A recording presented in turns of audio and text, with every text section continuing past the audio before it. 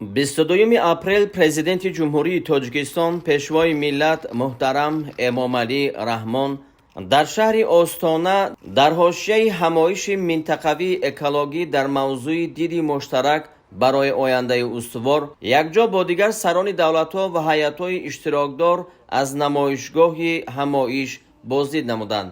дар намоишгоҳ павилёни Тоҷикистон ҳам мавҷуд аст, ки саҳми кишвари моро дар пешбурди рӯзномаи иқлим нишон медиҳад. ба сарони давлатҳо дар павилёни Тоҷикистон оид ба мушкилоти ҷаҳонии обшавии пиряхҳо, ҳифзи гуногунии биологӣ, беҳдошти муҳити зист, аҳамияту авлавияти гузариш ба иқтисодиёти сабз ва рушди экотуризм маълумот пешкаш гардид.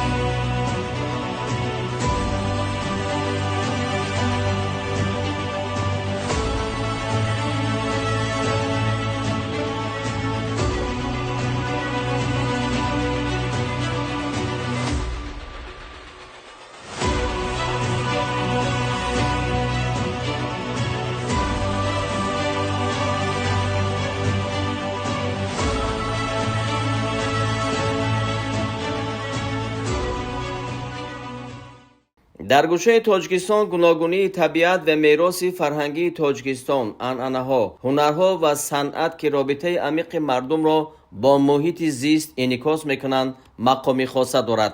иттилоъ дода шуд, ки дар Тоҷикистон ба ҳифзи гуногунии биологӣ ва робитаи инсону табиат диққати махсус медиҳанд.